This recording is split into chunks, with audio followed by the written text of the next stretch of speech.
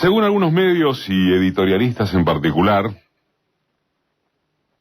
el paso de Cristina por el quirófano podría producir un eventual efecto lástima en las próximas elecciones. Así se denomina, o lo denominan, efecto lástima. Se animaron inclusive a indicar que esa probabilidad puede ser alentada desde el oficialismo, y algún colega, aunque situándolo en boca de un tercero, preguntó en la TV si acaso esta mina, presidenta, no nos estará costando. Este tipo de alerta, jugado por la oposición, según nuestro criterio, merece consideraciones específicas. Algún párrafo o parrafada aparte, porque excede a condenar las bestialidades que se enuncian sobre la salud presidencial, su tratamiento, la información oficial y etcétera. No es que se trate de minimizar todo eso, en tanto es verdadera y repugnantemente asombroso lo que dijeron y lo que continuarán diciendo. Al igual que otras veces, la lista provoca algo así como vergüenza ajena de solo recorrerla, aunque más no fuere de modo parcial.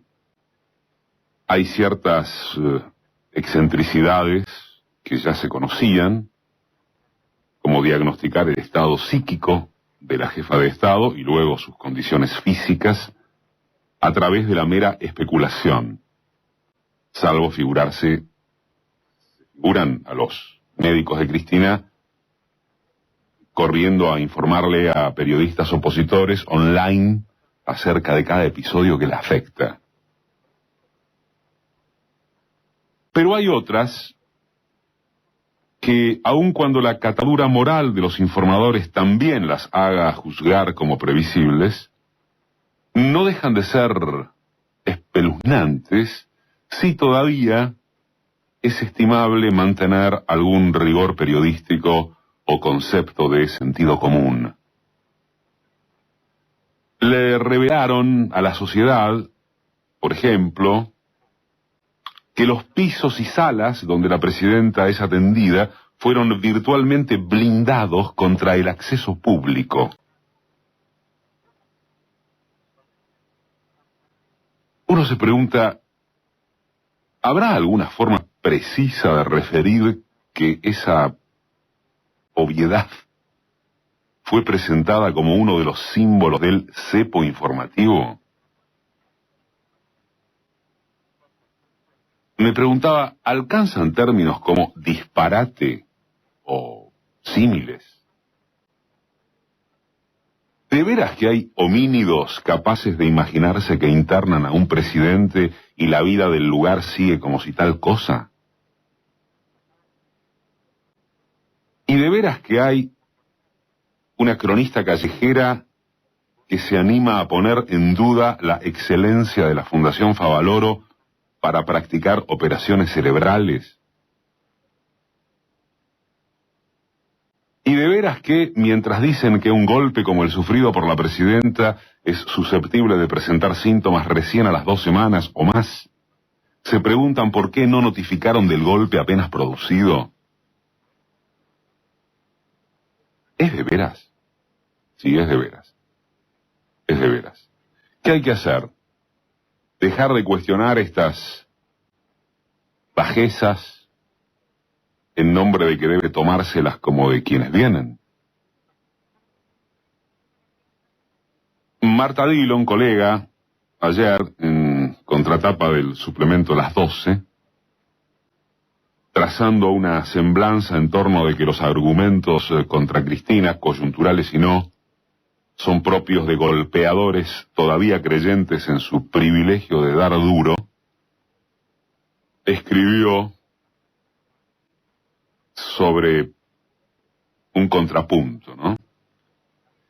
No la mantuvieron sedada para facilitar el postoperatorio.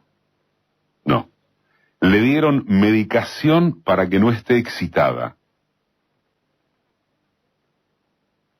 No fue una intervención neurológica de baja complejidad. Le perforaron el cráneo sin cortarle el pelo. No le darán el alta.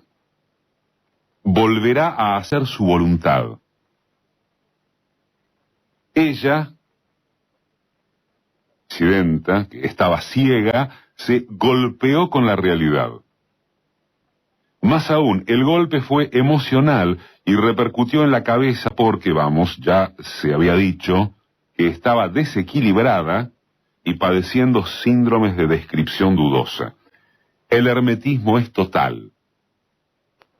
Mientras se mantenga la paranoia, el complot es posible. Aquí no hay accidente, se puede leer entre líneas. Aquí hay irresponsabilidad como la que tuvo Néstor Kirchner en su propia muerte. Los 50 tweets por minuto para darle fuerza a Cristina, agrega Dillon, al aludir a la adaptación de sí misma hecha por Beatriz Sarlo, no es empatía, sino la sobredosis emocional o giro sentimental que, según el siempre engolado Joaquín Morales Solá, que de vez en cuando habla desde el llano, podría trocar la decisión de voto para no llevar malas noticias a esta pobre mujer. Eso escribió el editorialista de La Nación.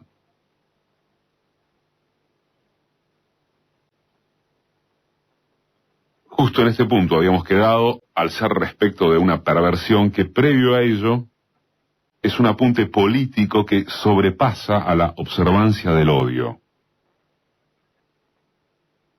Temerle a un efecto lástima, como editorializó Morales Solá o como vomitaron ciertos stand-uperos, significa que dudan sobre la sinceridad o profundidad de sus propios análisis en cuanto a lo inevitable del fin de ciclo y de la decadencia de Cristina. ¿Puede obrar la lástima hasta el punto de que cambie voluntades? Y no ya el 27 de octubre, sino sobre la percepción popular de cara al futuro de mediano plazo. ¿Qué clase de convencimiento social habría sobre que nos gobierna una yegua, una corrupta, una irritada constante, una manga de ladrones, si a la primera de cambio podría inquietar una compasión significativa? ¿Desde cuándo puede haber lástima de la noche a la mañana contra quien ya fue, ya está, ya no tiene retorno? Ni ella, ni su gobierno, ni su etapa populista, ni como quiera llamársele. Que uno sepa lástima se le tiene a quien todavía porta la dimensión de ser querido, ¿no? Confiable, dispensado de sus errores, ratificado en sus posibilidades de asentar o recuperar un rumbo que pueda estar sufriendo alternativas desfavorables. No se le tiene lástima ni a un efecto ad hoc, a un derrotado que, según se lee y escucha con constancia de tortura china, se lo merece largamente. ¿A base de qué tanta preocupación, entonces? ¿Será que el sueño de las masas no se ve tan afectado si formalmente ejerce vudú? ¿Será que hasta el último boludo se da cuenta de que no se cae el mundo? ¿Serán varias por el estilo o será que directamente Cristina les sigue siendo temible? Y de ahí que, como requirió un candidato a concejal del Frente Progresista, es mejor que el coágulo haga justicia. Nobleza obliga a ese postulante de la lista de Stolbizer y Alfonsín en Cañuelas, lo obligaron a renunciar, aunque luego de invitarlo a solo retractarse, para después emitir un comunicado en el que, por las dudas, aclaran que bregan por la pronta recuperación de la presidenta. Un chiche de gente.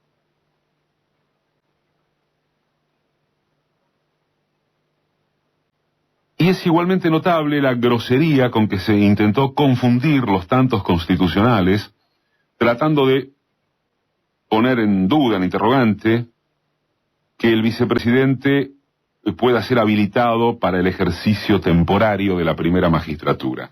Macri está procesado, pero a nadie le mueve un pelo a propósito de si por eso debería quedar impedido de gobernar. Sin embargo, fue así que a un consultor de prestigio desconocido le confirieron cartel francés para que en prime time insinuase un pueblo autoconvocado a la Plaza de Mayo con el fin de rechazar la reencarnación de José López Rega. Hubo además un columnista que advirtió sobre la ilusión de Vudú para llevar adelante cierto plan de endeudamiento externo, aprovechando la ausencia de Cristina y mientras simultáneamente desde los medios del propio grupo en el que trabaja, se machaca con que el vice es un monigote a quien apenas se reservan para los actos protocolares.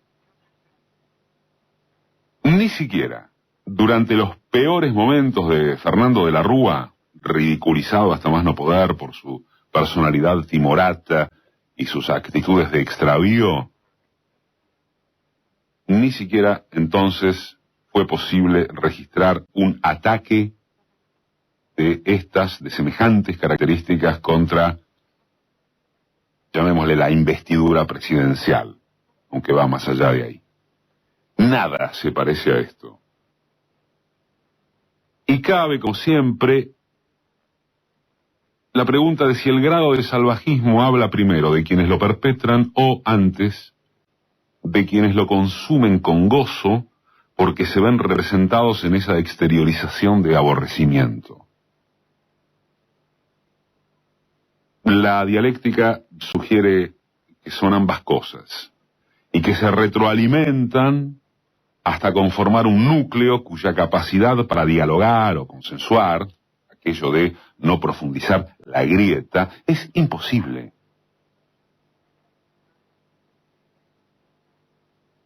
El apunte no es menor, tal vez, porque habla de qué sentido tiene inquietarse por la grieta esa que la derecha bien pensante tanto dice que le preocupa. Pero no por eso corresponde dejar de señalarlo. Como confesión personal, quien habla admite haber atravesado sucesiva y alternativamente diversos estados de ánimo frente a la horda mediática que lucra con la salud presidencial. Esto es estupefacción, en algún punto risibilidad, indignación, a la vez acostumbramiento, porque ya es poco menos que una rutina toparse con estas pandillas, y en consecuencia inclinación a no darles cabida ni anímica ni analítica. Pero al cabo, la referencia es ineludible.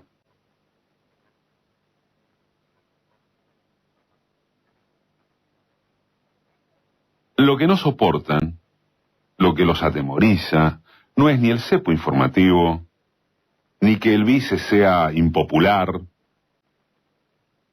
ni que pudiera atravesarse un campo minado hasta dentro de 2 años. No es eso. Es que el tamaño de la agresión da la medida del agredido.